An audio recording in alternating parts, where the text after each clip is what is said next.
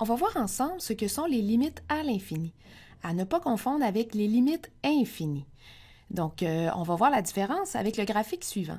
Si je vous pose la question, quelle est la limite à droite de 2 de la fonction 2x plus 1 sur x moins 2? En fait, ce qu'on pose comme question, c'est lorsque je m'approche par la droite de 2 avec des valeurs de plus en plus près, quel va être le comportement de la fonction? Donc, on le voit dans le graphique, les valeurs de y prennent des valeurs de plus en plus grandes. Ainsi, la limite à droite de 2 tend vers plus l'infini, et c'est ça qu'on appelle une limite infinie.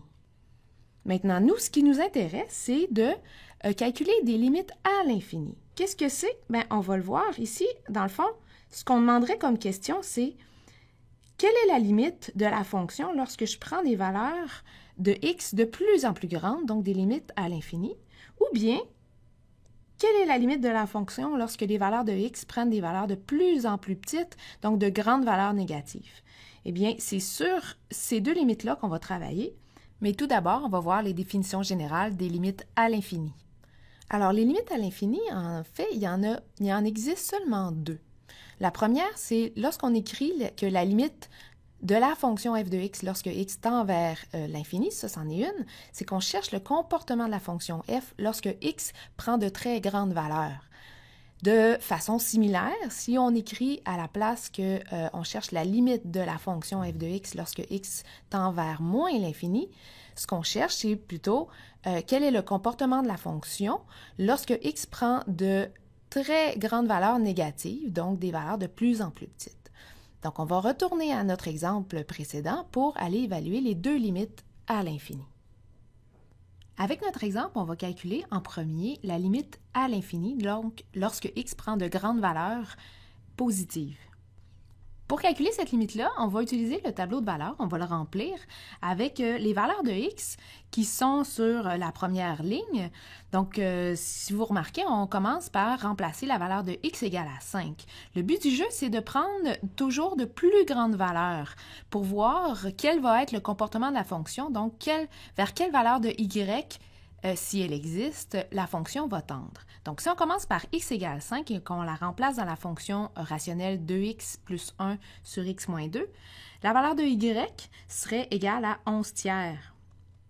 Si on continue avec la valeur de 10, donc on trouverait 21 huitièmes. Avec la valeur de 100, on obtient 201 sur 98. Et avec la valeur de 1000, on obtient 2001 sur 998. Donc, encore une fois, le but, c'était de prendre des valeurs de x toujours de plus en plus grandes. Donc, si on continuait à prendre des valeurs de x encore plus grandes que 1000, qu'est-ce qui arrive? Comment se comporte la fonction? Donc, on peut peut-être le remarquer avec la dernière fraction. On voit que le numérateur tend vers une valeur proche de 2000, puis au dénominateur, on pourrait dire que ça tend vers une valeur qui est proche de 1000. On pourrait supposer que la fonction tend, dans le fond, par une fraction 2 sur 1. Donc, et c'est exactement ce qui se passe. Si vous observez le graphique GeoGebra s'animer, on peut voir que en prenant des valeurs de x toujours de plus en plus grandes, donc on voit en bleu sur l'axe des y que la fonction tend vers 2. Alors, la limite à l'infini serait égale à 2 également. Maintenant, si on fait exactement le même exercice pour calculer la limite à moins l'infini. Cette fois-ci, ce qu'on cherche à calculer, c'est le comportement de la fonction, toujours, mais pour des valeurs de x qui sont de plus en plus petites, donc qui prennent de grandes valeurs négatives. Donc, encore une fois, ce qu'on va faire, c'est qu'on va prendre des valeurs et de x toujours de plus en plus petits, en commençant par x égale à moins de 5, en les remplaçant dans la fonction, puis en regardant vers quelle valeur de y la fonction tend. Alors, j'ai remplacé les valeurs de x dans la fonction. J'ai obtenu ces valeurs de y-là, donc des fractions également. Donc, ce qu'on remarque, à peu près la même chose. On remarque qu'au numérateur, si on regarde la dernière fraction, au numérateur, on a une valeur qui est proche de moins 2000. Au dénominateur, on a une valeur qui est proche de moins 1000. Donc, là, encore une fois, on peut s'imaginer que si je continue, juste en observant le graphique GeoGebra, si je continue à prendre des valeurs toujours de plus en plus petites, donc qui prennent des valeurs négatives très grandes, on voit que la fonction tend également vers y égale à 2. Alors, à ce moment-là, on voit que j'ai deux limites infinies. Ma limite à plus l'infini est égale à 2. Ma limite à moins l'infini est aussi égale à 2. Et ce qui est intéressant de dire aussi, c'est que ces deux limites-là, en fait, existent. En fait, les deux limites donnent des valeurs réelles. Mais ce n'est pas toujours le cas.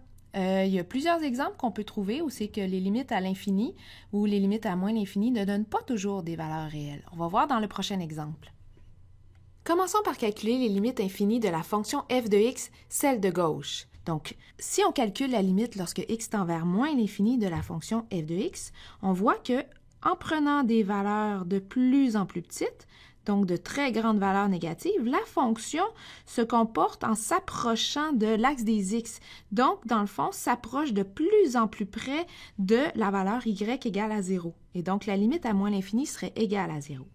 Pour ce qui est de la limite à l'infini, cette limite-là, elle, on voit qu'en prenant des valeurs très, très grandes, donc vers l'infini, la fonction f de x augmente sans jamais s'arrêter vers une valeur réelle unique. Et donc, la limite à plus l'infini tend vers plus l'infini.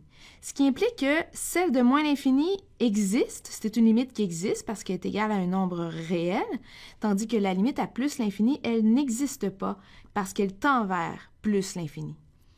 Pour ce qui est de la fonction g de x, c'est exactement la même chose. On voit qu'en prenant de très grandes valeurs négatives, la fonction, elle diminue sans jamais s'arrêter et ainsi la limite à moins l'infini tend vers moins l'infini. La limite de la fonction g de x, lorsque x tend vers plus l'infini, elle aussi n'existe pas parce qu'en prenant de très grandes valeurs positives, on voit que la fonction augmente sans jamais s'arrêter et donc tend vers plus l'infini. Ça veut dire qu'on a deux limites qui n'existent pas. Donc, des limites infinies ne tendent pas toujours vers des valeurs réelles. On a un exemple pour la fonction g de x et pour la limite à l'infini de la fonction f de x. Nous avons vu comment calculer les limites à l'infini d'une fonction à partir de son graphique. Souvenez-vous qu'il en existe seulement deux. Les limites lorsque les valeurs de x prennent de grandes valeurs positives ou de grandes valeurs négatives, donc lorsque x tend vers plus ou moins l'infini. Depuis, dans les exemples que l'on a fait ensemble, on a vu que les limites à l'infini peuvent être égales à un nombre réel. Ce qui m'amène d'ailleurs à vous poser une question pour conclure. Pouvez-vous voir le lien entre les limites à l'infini et les asymptotes horizontales? Les exemples que l'on a fait ensemble devraient vous permettre de répondre à cette question. Je vous remercie. À bientôt.